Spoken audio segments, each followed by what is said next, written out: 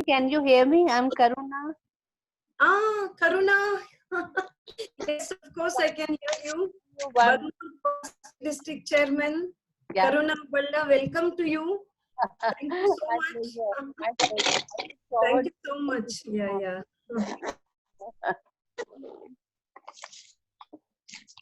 Good evening. Savita, I think we can start. Hi, Malini. Hi, Nivedita. Hi, I think we can start. Savita, Yes. can we get going? Yes. Savita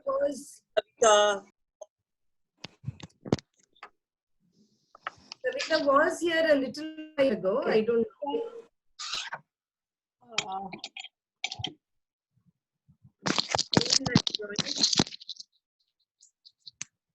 Yeah, I can't see I think I Savita. got Savita on phone. I can't, or maybe she's on the other screen. I don't know.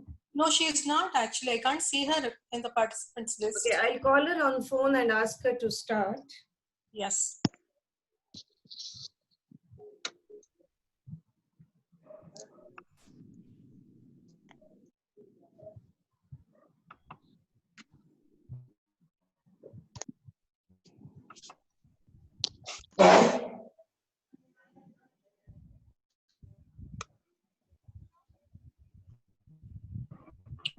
I have a humble request.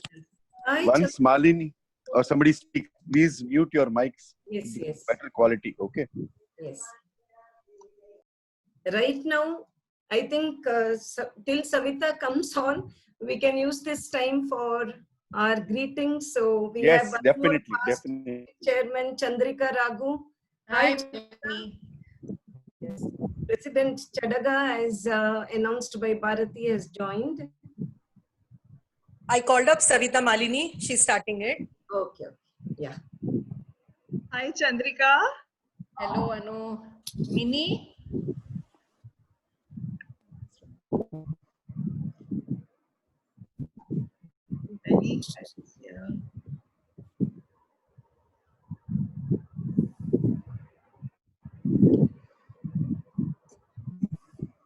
Oh, we are 39. That's very good. Yes. We are only waiting for Savita to start. Yes.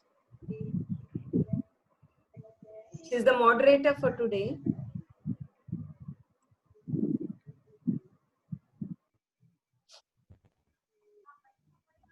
I wonder if she's finding it a little difficult to log in.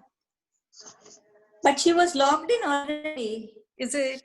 She had logged in a little while ago. I don't know whether things have gone wrong. If she cannot log in, I will start. No problem. I'll just ask her. Okay. Hi, Who all is here from Kochi chapter?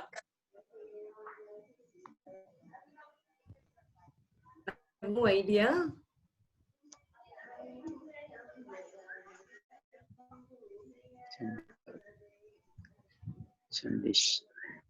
Okay, then we will start. Okay. Yeah. Okay. What does she say, Malini? She had a problem, but she said to give her 2 minutes. When I asked her whether we could start, she requested us to give her 2 minutes. Okay.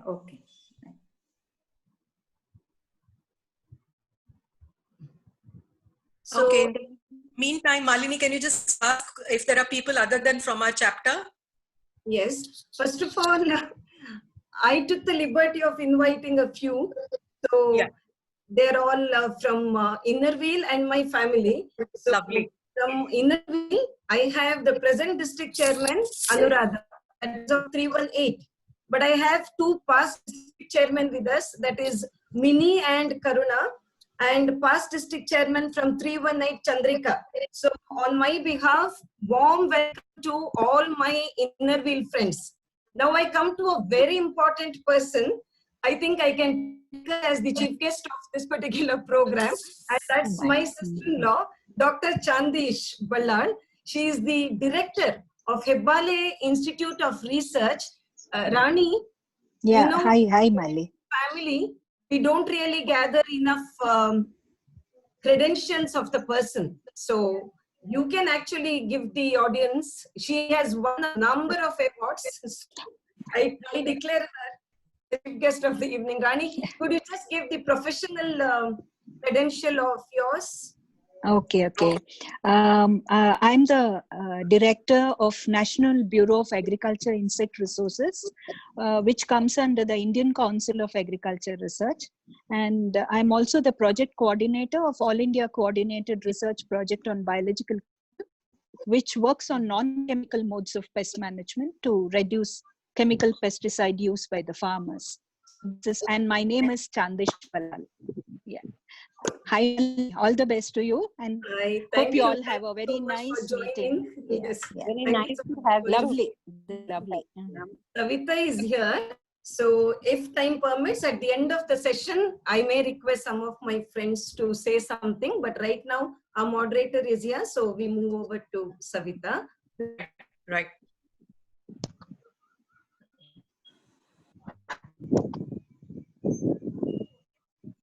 Can I begin? Yeah. Yeah. Okay. A very good evening to all assembled at this webinar. I feel very happy and proud to welcome to what for me sounds like a unique concept, Pygmalion, by a person who is an acknowledged master in the craft of storytelling and stage direction herself, Professor Dr. Malini. I'm Savita Salian, and I have been chosen as a moderator for the session because Dr. Malini Hebbar and I share too many common platforms. In addition to membership in ISTD, let me start the list. Both of us are members of Winners and Port Town Advanced Toastmasters Club. Both of us are mentors and sponsors of Bantwal and Agnes Toastmasters Club. When I was the Toastmaster area director, she was the division director. When I was the division director, she was my EDUCOM coordinator. She has served as Toastmasters District Administration Manager. And I am now serving as Toastmaster District Administration Manager. Both of us have earned DTM status. I once and Malini Hebbar thrice. Before you tell me that there's too much of Toastmasters, let me add that both of us are members of an national women's service organization. However, instances wherein I can't say both of us are also many. Dr. Malini Hebbar is the professor and head of Department of English of St. Agnes PG Center, and the college honored her for her outstanding service in 2019.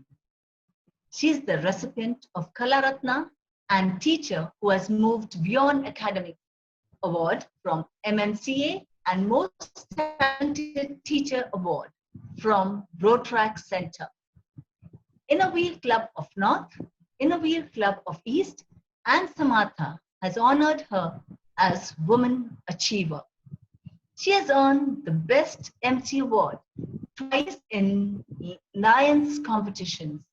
Although I'm tempted to add many more accolades to the list, I will stop now, as I'm sure all of us are eager to listen to Dr. Malini Hebbar, who will be taking a session titled Pygmalion.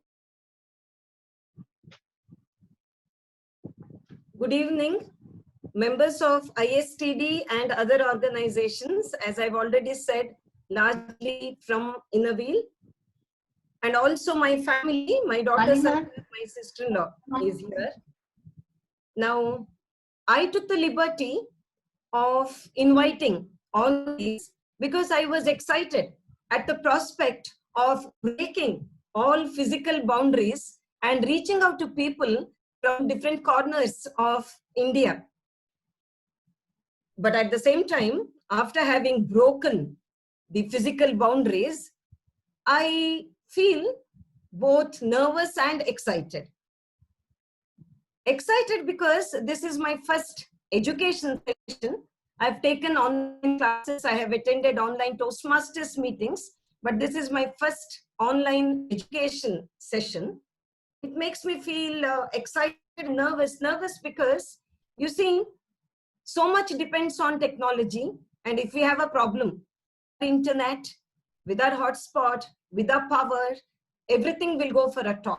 So we'll have to keep our fingers crossed and hope that we will not have any technical problems. If I feel nervous, I must say my nervousness has been quelled to a great extent by the words of encouragement, warmth given to me by the members of ISTD, who kept saying that they looked forward to this particular session, and all the others also who said that they looked forward to this session. I thank the president himself, Mr. Charaga, who also yesterday gave a boost to my morale by saying that he too was looking forward to this session. Of course, I thank Nivedita, Preetham, Anvesh for arranging this for me. And I must say that my nervousness has been brought down by the warm introduction given by my close friend, Savita. But I must tell you that while talking about dissimilarities, she missed out on one dissimilarity. Yes, both of us have been area directors and division directors, but she went on to become the best area director and the best division director, a coveted thing that I could not manage to do.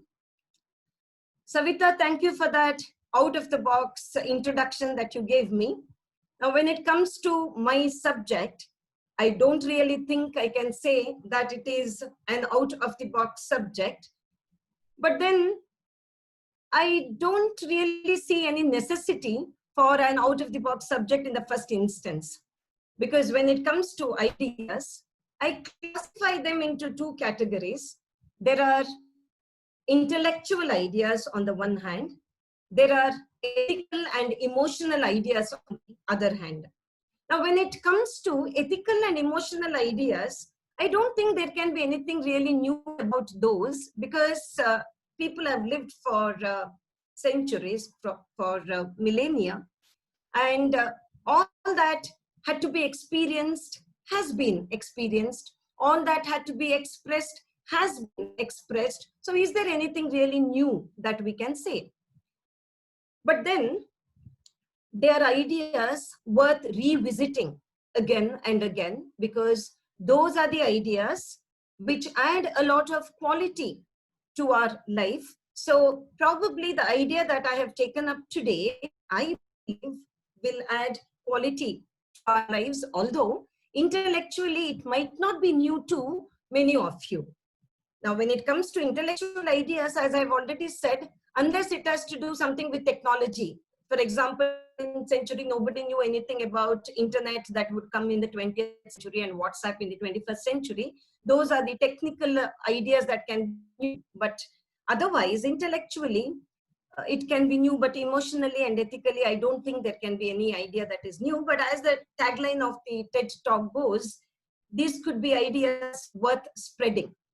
So let me now go to my topic, Pygmalion.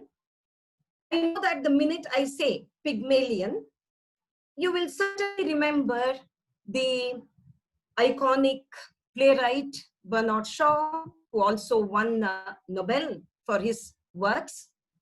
You will also remember his play Pygmalion and the female protagonist of the play, Eliza Doolittle, a flower girl who spoke Cockney, and it was Professor Higgins who said that he would change this particular flower girl who spoke Cockney, would transform her into a duchess in 6 months. And of course, Colonel Pickering was there to share his vision with him. You would also remember probably that this particular play was made into a movie and it won, actually. Shivani has started sharing her screen. Shivani, yes, okay. So this was made into a movie and it won an Oscar for Shaw. But more importantly, all of you would remember the musical My Fair Lady, which won 8 Academy Awards. I'm sure some of you have already started humming the words, "The rain in Spain, comes mainly on the plain, stays mainly on the plains, you might have started even humming those words because they come to our memory very easily after having viewed the musical. Some of you may wonder whether I'm here to take a class on phonetics. No, not really, because unlike Professor Higgins, I'm not a phonetic expert. I don't really bother whether I say opportunity or opportunity. And if you tell me that opportunity is wrong and I must say opportunity, I may say I'm more comfortable with opportunity. So I'm not a phonetic expert. So I'm not going to deal with phonetics. Then why Pygmalion? Pygmalion because of the title that has its story going back to the sculptor Pygmalion. Now I believe Pygmalion had absolutely no interest in the women of his community. He did not find any one of them exemplary. In fact, he had objections to all of them. He was disillusioned with the women of his time. Thank God we were not around him. Now it is the Roman poet Ovid in his work Metamorphoses who popularized the legend of Pygmalion. Now Pygmalion, being disillusioned with the women around him, started sculpting an ivory sculpture, Galatea, and the sculpture was so beautiful that Pygmalion fell in love with the sculpture. Now, this is the sculpture of Galatea. And the story goes on to say that Pygmalion, who was in love with his own creation, he prayed to goddess Aphrodite, also known as Venus, and the goddess granted him the boon. And when he came back and when he kissed the statue came alive, and Pygmalion married Galatea. So Pygmalion is now a metaphor for self-fulfilling prophecies. Shaw used this particular legend of Pygmalion in his play because you see that in Professor Higgins, you have a kind of Pygmalion who transformed Eliza Doolittle into a duchess. So you had Professor's self-fulfilling prophecy coming true, and Eliza Doolittle could be passed off for a duchess. But I think the very important words of the play, which I think Shaw wants us to remember, is in the dialogue of Eliza Doolittle, who says, she says to Colonel Pickering, she says, I shall always be a flower girl to Professor Higgins because he always treats me as a flower girl and always will. I know I can be a lady to you because you always treat me as a lady and always will. I will give you a few seconds to mull over these words of Eliza Doolittle because these words are very significant. Now, these words very clearly tell us that what we think of as an objective reality might not really be an objective reality. It's quite interesting to think that we can influence another person because of our behavior and because of our thoughts. It's very interesting to know that we can change other people, not only with our words and behavior and attitude, but with our very thoughts. Now, it seems to be an incredible proposition. Now, let's leave Shaw at this point of time, and then let's move on to Rosenthal. because it was much later than Bernard Shaw that Rosenthal came up with this incredible idea of which later came to be known as Rosenthal effect. Now, it was in 1963 that Rosenthal with Jacobson had this particular experiment. And as usual, before human beings were used for the experiment, rats were used for the experiment. Rosenthal had two boys. Now, they were told that the rats were in two different mazes, and the rats that were in one particular maze were maze bright rats, and the rats in the other maze were maze dull rats.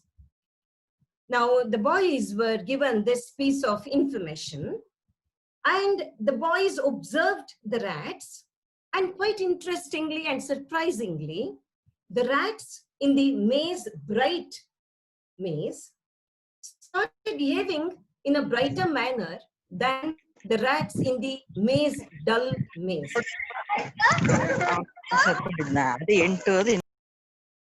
Okay, somebody's audio is not muted, I think. It doesn't matter, you can mute it now. Now, with this particular experiment, Rosenthal took his cue and he moved on to conducting another experiment called Oak School experiment. And this time, from rats, he moved on to human beings. Now, 18 teachers were involved in this particular experiment. And these 18 teachers of the school, with the permission of the headmaster, of course, were told by Rosenthal that he had administered an intelligence test, and 20% of the students had shown scope for tremendous output in their intelligence. Now, of course, no such thing had happened, and the 20% students were chosen at random. And the other group was only the control group. These 20% students hadn't been administered any test, any intelligence test, but the teachers were given to understand that they were given this particular intelligence test. Now, very surprisingly, at the end of the year, this 20% of students showed tremendous improvement in their performance. Now, this was an outstanding breakthrough, of course, for Rosenthal effect, because he then concluded that the attitude of teachers towards their pupils changed the output of the students, and even those students who were otherwise not up to the level of the brighter students came up to the level of the brighter students. So what could have happened in this?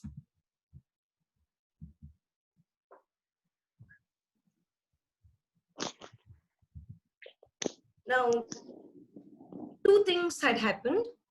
Firstly, the belief the teachers had in the students had been non-verbally communicated to the children, for example, through body language. Secondly, these non-verbal messages were subconsciously picked up by students, and they were transformed into improved performance and eventually higher test results. Now, it sounds almost incredible that teachers can have this kind of influence, but this has been backed up by other research. Even before Rosenthal, we had Robert K. Merton, who had come up with a paper on the same effect, and this is what he had to say: a false belief that becomes true over time because of the self-fulfilling prophecy. And this self-fulfilling prophecy can also be a self-hypnosis through our own propaganda. So we can work on ourselves as well. And when we work on ourselves, it gets referred to as Galatea effect. When we work on others, it is Rosenthal effect. But when we try to use this on ourselves, it is known as Galatea effect. And Freud himself, when he spoke about Goethe in his work, if a man has been his mother's undisputed darling, he retains throughout life the triumphant feeling, the confidence in success, which not seldom brings actual success with it. Not seldom. Not seldom are the keywords. So you see, there was research work before Rosenthal. There has been research work after Rosenthal, and many researchers believe in the idea of this self-fulfilling prophecy. Now, sometimes I wonder why it hasn't gained more popularity than what it has gained as of now. I think our parents used to tell us, you know, always speak good things. If you say something negative, and if your creator says tathastu at the same time of your negative saying, negative things will happen. But when you say positive things, if your creator says tathastu at that particular time, positive things will happen. It was our parents' way of saying that we can actually fulfill our prophecy with the positive thoughts. Now,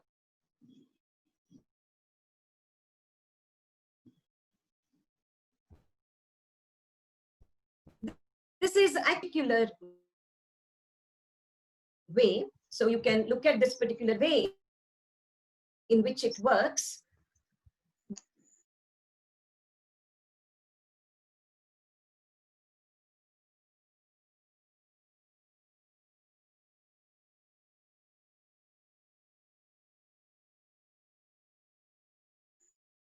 This is working. And if I told you, it could be towards others and it becomes Pygmalion, Rosenthal effect. When it is towards ourselves, it becomes Galatea effect. Now, let me also tell you that the opposite is also possible, and that is known as Golem effect. Now, the opposite is also possible. That is, if we have negative thoughts, as I said, our parents asked us not to have negative thoughts. If you have negative thoughts, this can also impact. But there hasn't been a lot of research on this, simply because it would be unethical to subject any group, any target group, to see where negative thoughts have an impact on them. That would be unethical to do. That is why we do not have many experiments towards the Golem effect. But then, going back to Pygmalion or Rosenthal effect, the question is everything perfect with this particular concept of Pygmalion or Rosenthal effect? No, it's not, because we have to be very careful even when we expect something from others or when we expect something from ourselves. We'll have to be very careful that our expectations are realistic. Now here, when I talk about realistic expectations, I'm reminded of this Greek, again, a Greek figure, Icarus. Now, I came to know about this particular Greek figure only when I had to teach a poem.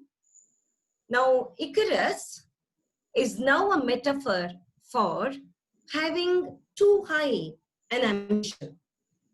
Now, it's James Joyce who used the metaphor of Icarus in his work, A Portrait of the Young Man as an Artist. And he talks about our ambitious expectations of ourselves getting misfired. Because you see, Icarus was the son of Daedalus.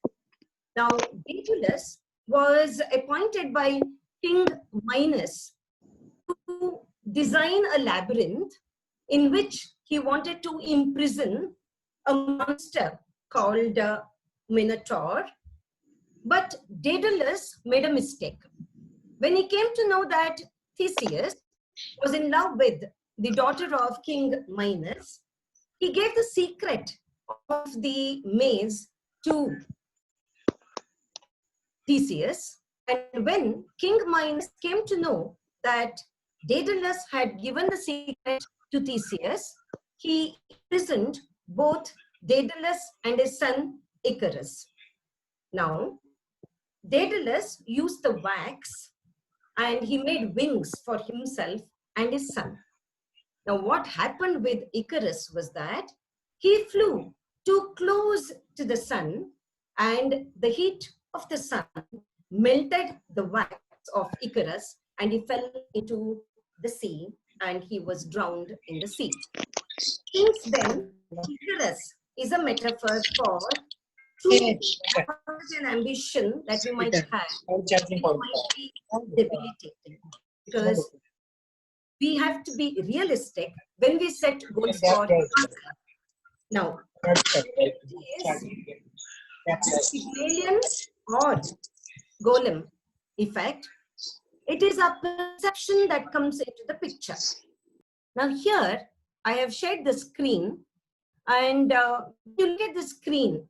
Some of you can unmute yourself, or if you want to write on the chat box, you can write, but the problem is that I have to stop share to look at the chat box, so I would be happier if you unmute yourself and you give me the answer for this, and you can just start speaking.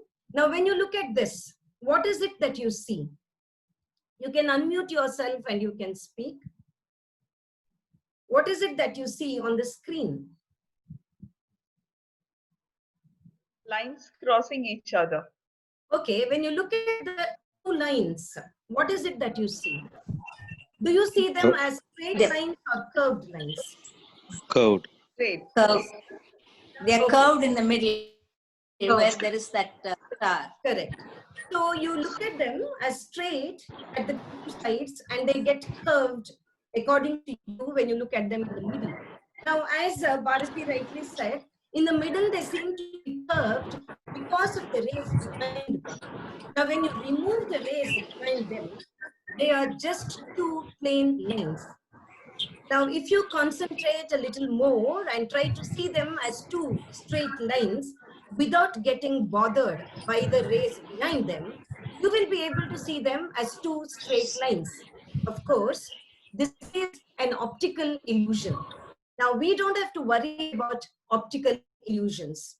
But then, what we have to worry about is when we have false perceptions and when we are not even prepared to come out of these false perceptions. Now, I have the chat box coming down, but then I will move on. Now, when I move on to the next screen, you see these animals here, right? Now, you see an elephant, you see a horse, you see a cow, you see a fish, you see a bee, and you see a rabbit. Now, take a good look at them because I will stop my sharing and I will go back to the gallery view because I would like to have some interaction with all of you at this point of time. So have you taken a look at these animals? I've got 6 animals here: elephant, horse, cow, fish, bee, and a rabbit.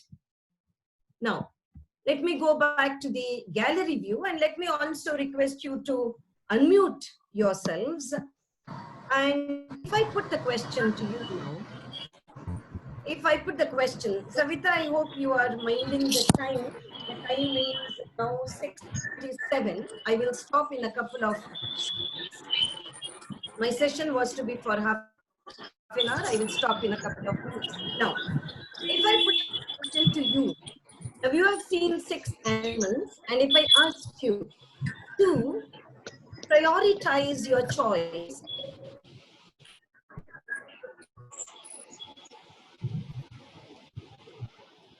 You have unmuted. You're not audible, Malini. Malini, you have unmuted. I don't Not know who audible. muted me in the first instance. I didn't know I was muted. Was it Anvesh who muted me? Okay. So I'll repeat myself.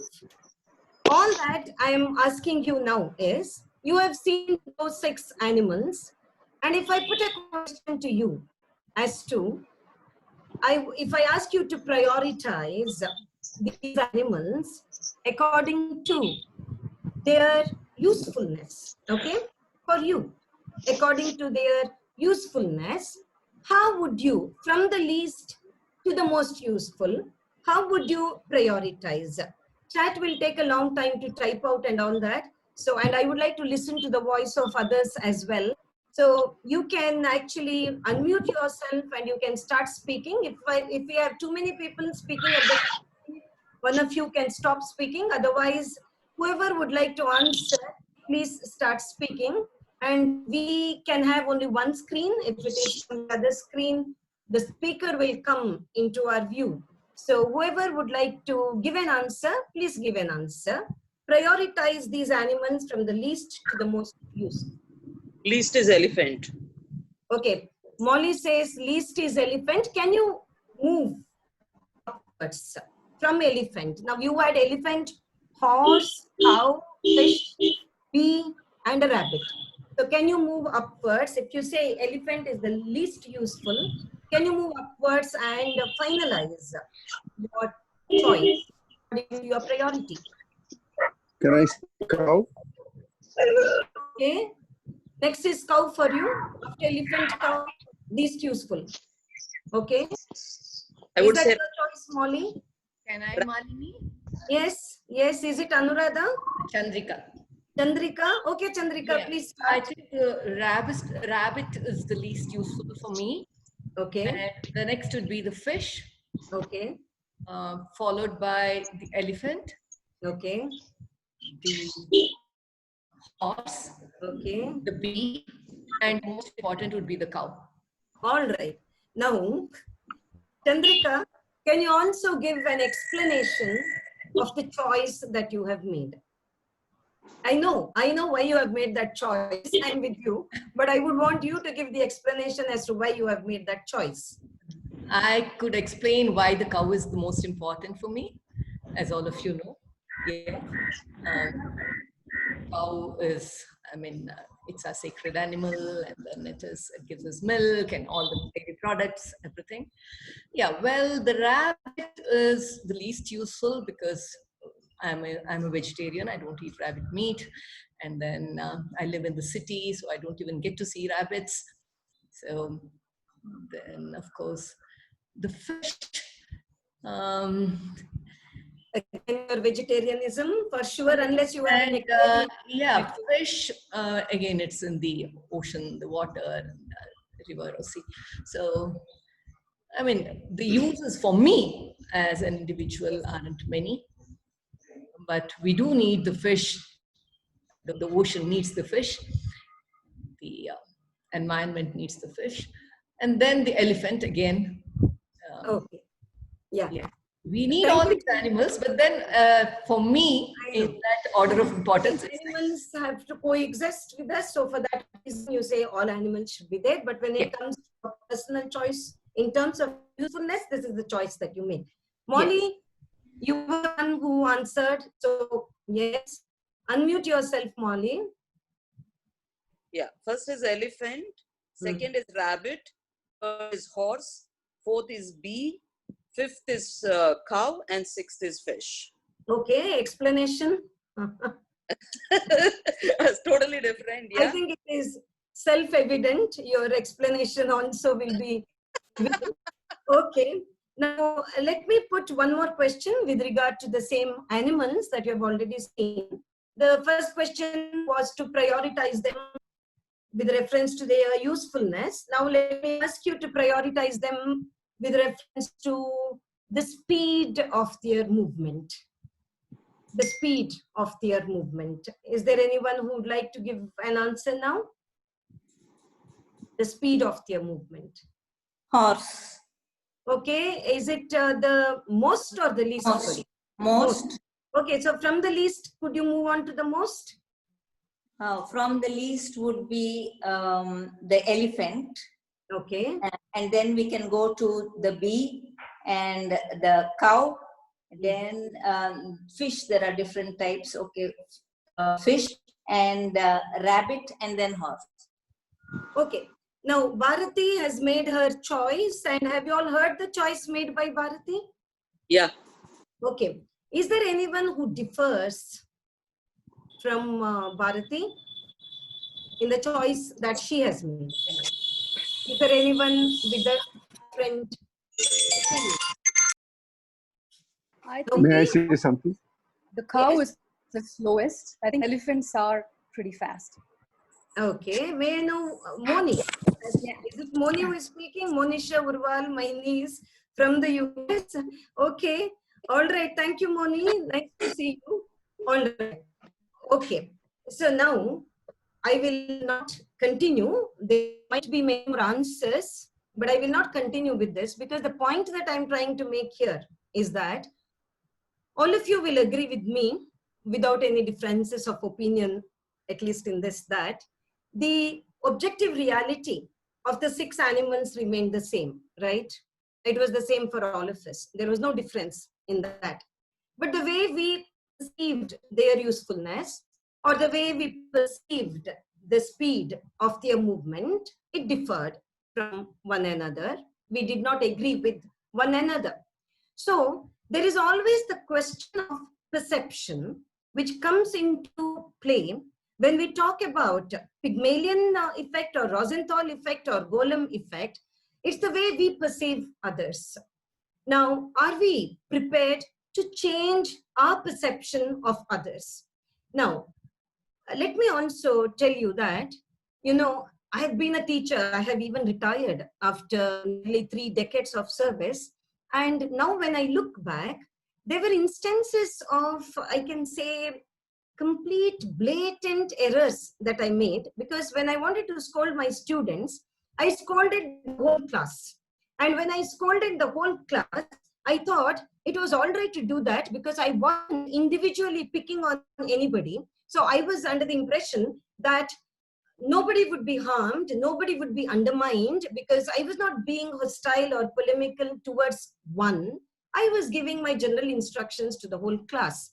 But then, now I realize when I look back that actually I was undermining the behavior, the potential of the whole class collectively, which could be even worse than saying that one individual is not capable of doing something. So there is a lot of significance when we take this particular idea of Rosenthal effect when it comes to teachers, the way we try to tap the potential of our students. When it comes to superiors, the way they treat their subordinates, if they think their subordinates can do, their subordinates will surely come up with greater potential. It can have an impact in the way parents teach or parents treat their children. But as I've already said, are we realistic in our approach when we think of the potential is a question that we have to weigh and judge, and only then we must have our expectations if we have to have our Pygmalion or Rosenthal effect coming into perspective. Now, as I've said, Galatea effect is towards ourselves, and for that, self-awareness is very important. So I will end with a concept that is very close to my heart, and that is of the Johari window. And as most of you know this concept of the Johari window, to our psyche, we can have 4 windows: open self, known to others, hidden self, known to self but unknown to others, unknown self, unknown to both self and others. But the most dangerous self is this blind self, because, you know, it's known to others but unknown to self. So probably it is possible only with when we are ready for constructive criticism. But when we get this constructive criticism, if we feel that the attitude of another towards me is misplaced in either of the two ways, I have to get it clarified from the person and have an objective opinion of myself for an improved self, and only when it is there, we can say that we have what is known as the growth mindset. Now with this, I come to the end of my presentation of the Pygmalion effect, and the time is 6, it's nearing 6:50. It started a little late, but I think we'll have to end at least by 7:10. If you have now, over to our moderator, Savita. Thank you, Dr. Malini Hebbar. It was an education talk of a high order. Now for the question answer session. If anyone wants to ask some question, please unmute yourself.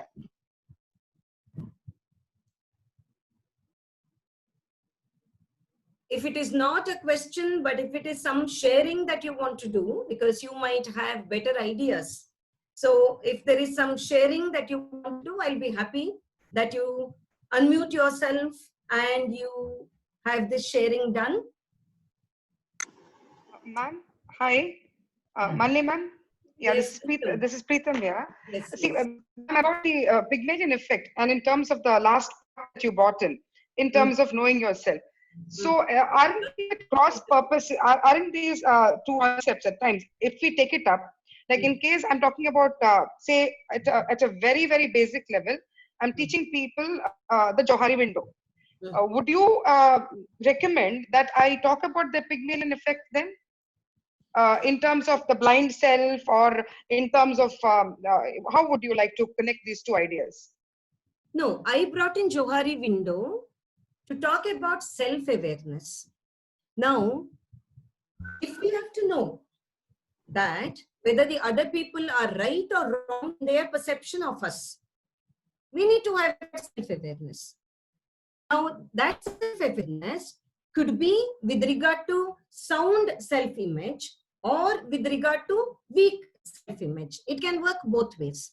So this self-awareness is very important in both ways. Some of us might suffer from a very, very weak self-image.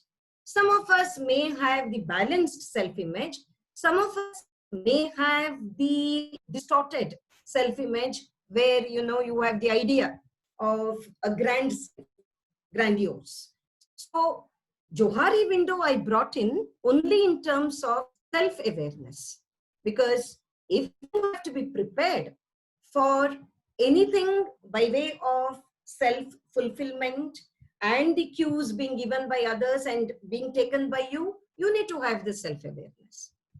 In those terms I brought, but before I continue, when Preetham put the question, could you see Preetham, all of you? Or speaker view, should I opt for speaker view so that the one who puts the question is seen? I don't know how it works. I will.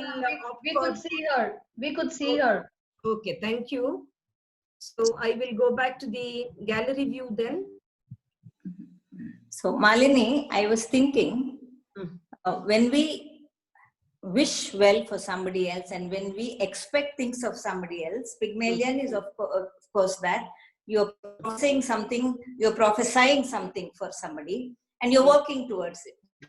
I think we have to also have a balance. If we are expecting improbable things, yes, we break the person because of our expectations of that person. You mentioned that, but I thought that was an important. You did bring that up in your talk as well. There has to be a balance somewhere. Correct. Now, if the capability of my students is right now, they have reflected as say 40%, I cannot hope to bring in this Pygmalion effect by saying that you will be a student of distinction.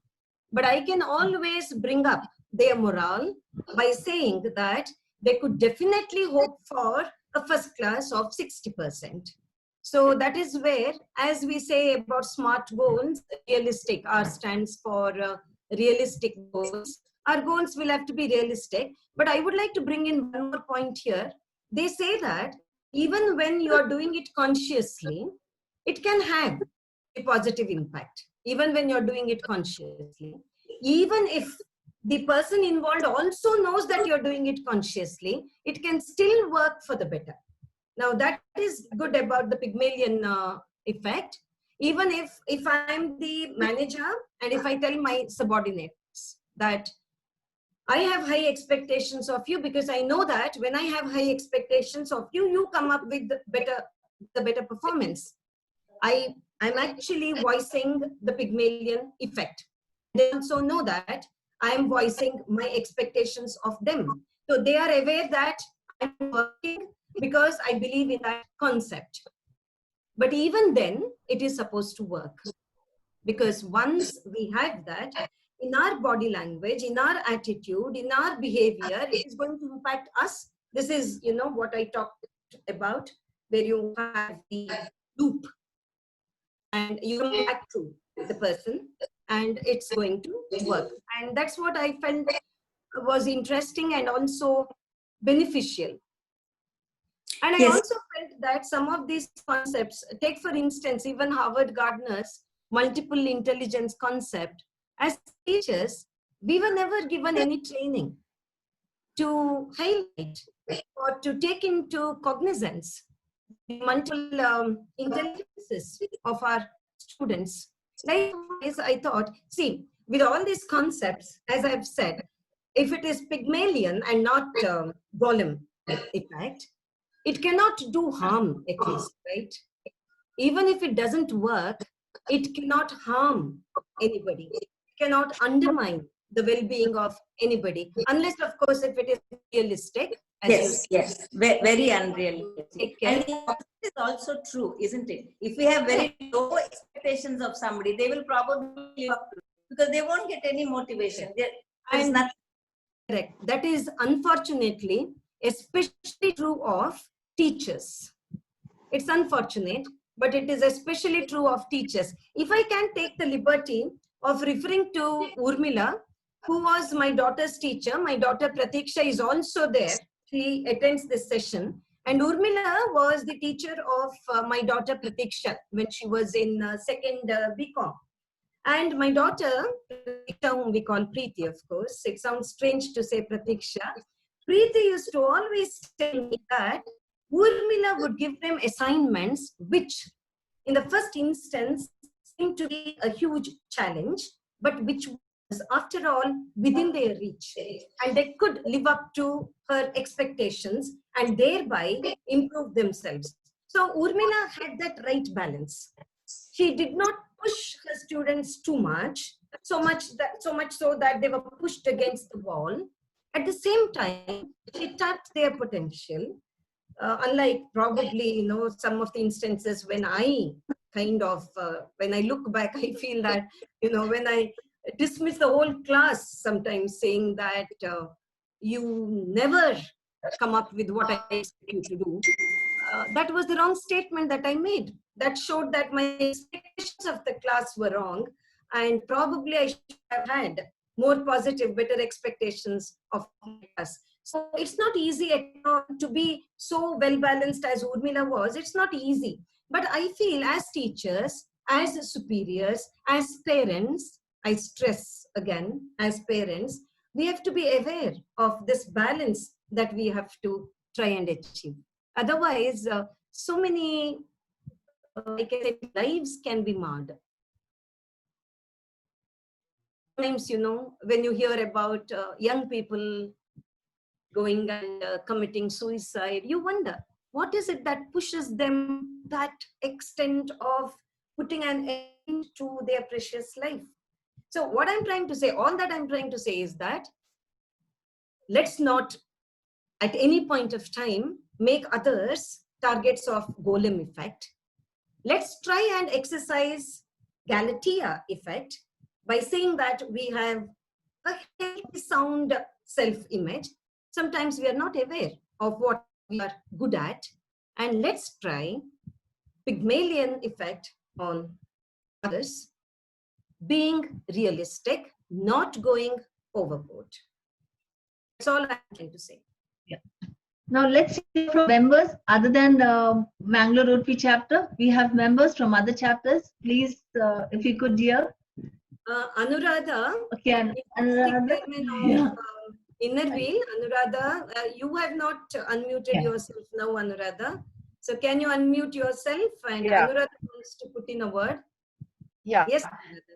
Just a word, like when you were speaking about Pygmalion, I just remembered Narcissus. So, like, can you just say in one line? Of course. Narcissism is too much self-love, and it will take you to doom, as it took Narcissus to doom. He looked at his own face, fell in love with his own face, jumped into the water and lost his life. So that kind of self-love is not Galatea effect at all. It's not self-love. Galatea effect is when you think positively.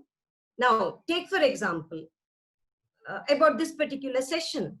I had so many doubts coming up. Now, whether my hotspot will work, whether my laptop will give me problems, whether, the power would fail, and whether it would come back, because my watchman called to tell me diesel was over, and if the power failed, he might not be able to start the generator. So all those negative thoughts. But I try to tell myself, let me not feel so uneasy about the whole setup. Let me think that it will work. So all that we are trying to say is that in Galatea effect, try to make it positive towards your own self. You would know, Anuradha, more than anybody else about the positive impact of meditation, yoga. All these things are for positive inputs for our life. Actualization. Self-actualization. Yes. Thank you, District Chairman of Navin 318. Thank you, Malini. Thank you, past District Chairman. When I introduced all the past district chairman at the beginning, past district chairman Mitra Prabhu was not there. Welcome to her as well. And if there are members from other chapters, I do not know, of ISTD. Naina Achappa is there. Naina Okay. Achappa is there. Sudha Prasad is there.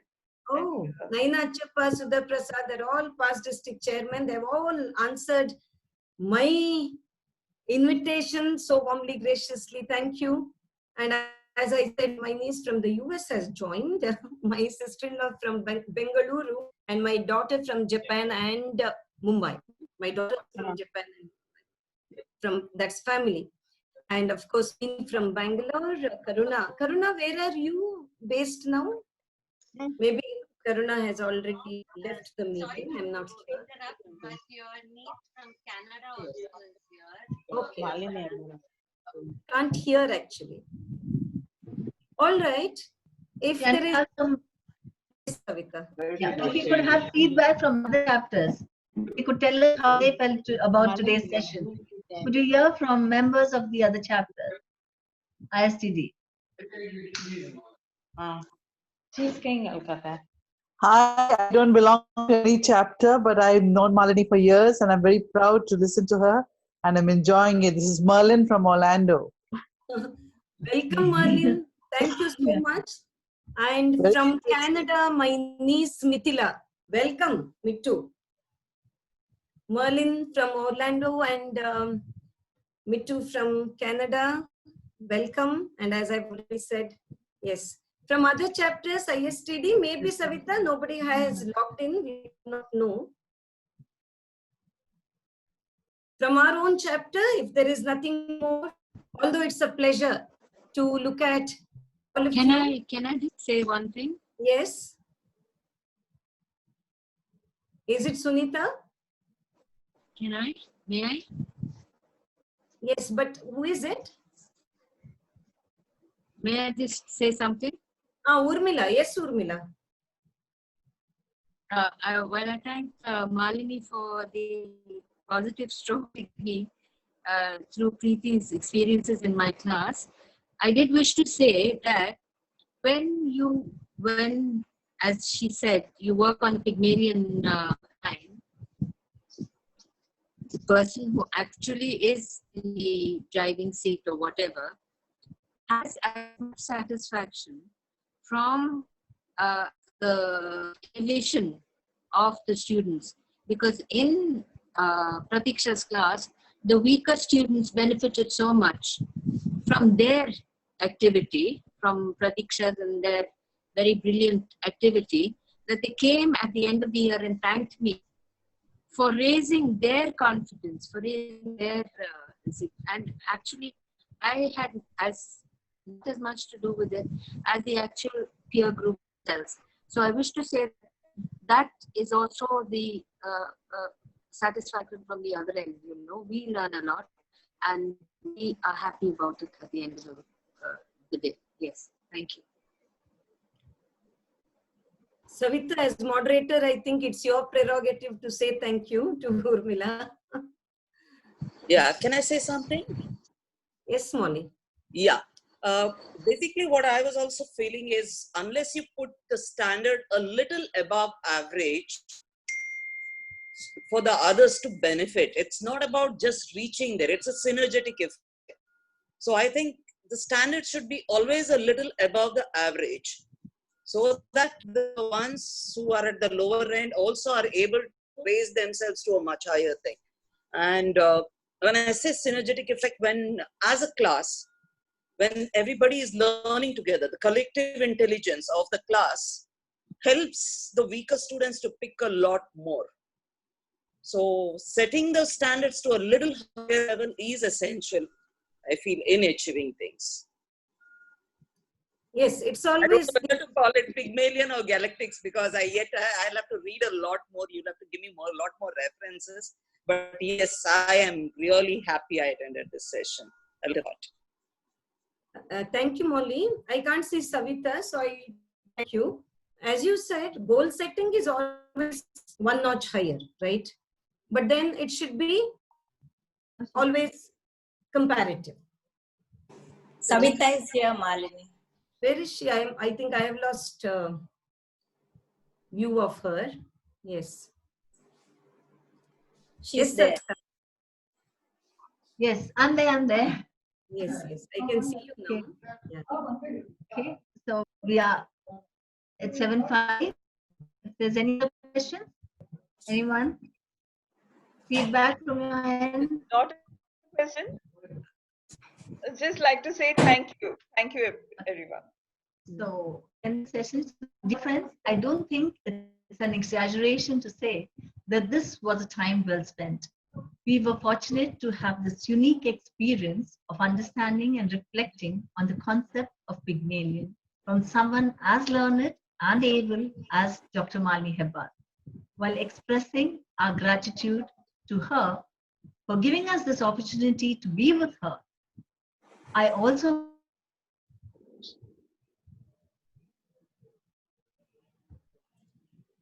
I think Savita has a problem with her connectivity today. So yeah, looks like that. Yes, my friend from Bangalore, Mini Jayaprakash, past district chairman from Bangalore. Mini, you'll have to unmute yourself. If you want to say something, could you just unmute yourself? There is that sign. You still haven't unmuted yourself, Mini. There is the word mute. When you click on that unmute, there is, yes, now it's right. Yes, Mini, go ahead. You can hear me now? Yes, Mini, yes, thank you. Okay. We can. Thank you very much for the invitation, Malini. I thoroughly enjoyed your session. It was feedback to our college days. It was like listening to my English lecturer whom I was so fond of. Actually, she was a very good phonetics expert also, so she used to correct all our pronunciations. Thank you, Minnie. I enjoyed the Pygmalion effect. What you become, that is very, very true. Yours can become better and better by auto-suggestion. Thank you so much for joining. So many of my friends, I just sent invitation after Nivedita gave me a green signal and said that I could send the invitation just to have the pleasure of the company of all my old friends I've already mentioned, but Merlin was not there at the beginning. From Agnes, I'm sure Urmila is very happy to, Urmila is as happy as I am to have Merlin, as I am to have Merlin here. And all my inner wheel friends. Malini, I was there throughout. Yes, I hadn't welcomed you at the beginning because I okay. Whereas Yeah, I didn't. family, yes. Whereas my family and inner wheel friends I had welcomed, but of course I had missed out on Naina and also Sudha Prasad. And Malini, even I am there. Oh, Raji. Yeah. Thank you, Raji, my secretary when I was the chairman. Thank you very Let's much. have many more of these. Let's have many more. Malini, continue with this. It's actually Merlin, for the information. This is from ISTD, Indian Society for Training and Development. We belong to Mangalore Udupi chapter, and Professor Mr. Chadaga is the president, and Nivedita and Preetham are the ones who have revived this particular chapter. And today, I should remain immensely grateful to Anvesh, who has given us this particular Zoom connectivity, the paid version, so that we don't have to worry about the time. Otherwise, by now, twice I think we have to log in again. So, once again, thank you. And Savita, have you? I'm sorry about my weak connectivity, and I thank your one and all for attending the session. Thank you. And I thank the organizers. Yeah, Malini, thanks a ton for asking us to come over. Now, it was besides having Malini, I had Malini, the professor, and I totally enjoyed the session, and it really opened my eyes to the whole concept of the Indian English language. And I must say, your self-growth and open self and hidden self is all in awakening something in me. Thanks a ton for having me in this session today. Thank you so much. If Anvesh doesn't mind a couple of extra minutes, I have Mithila, as I said, from Zoom. I think it's the first time I'm on Zoom, so I'm not really very familiar, but I've learned it, I think, in a matter of a little while. I think I'll be able to understand it better. Thank you, Naina, for making it a point to log in and for making it a point to attend. Thank you very much. Malini. Yes, Mitra. Yes, Mitra. Yeah. I've been following it, but at times I had to, the video was off, but I was listening to you. So I really enjoyed your talk today and came to know many more things which I would not have known otherwise, unless I go into that field of English language. But it was very nice, and thank you for inviting us so that we could be a part of your talk. Thank you. That's Mitra, past district chairman, past association secretary, and an artist par excellence, and a nutritionist just now. In the interest of time, we need to conclude this program. So yes, I think thank you, Dr. Mani Hebbar, and thank you everyone. Thank you. Bye to my family and my friends and members. Bye, Mali. Bye.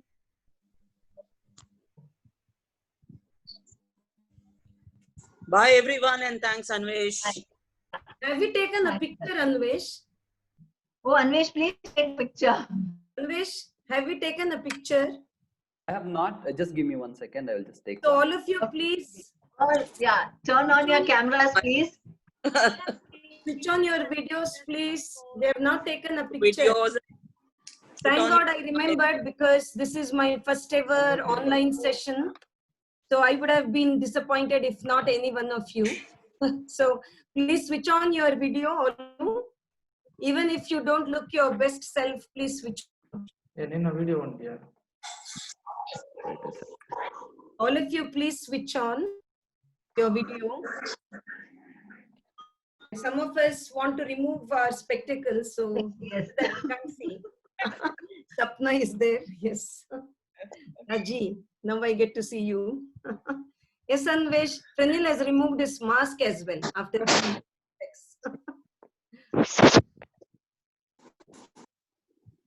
Yes, I have done it. Done? Yeah. Thank you. Yeah, Thank you. thank you. And I'm happy that I remembered. Thank you. Yes. Bye for the second and Bye. third. Or bye to all of you. Bye. Thank you.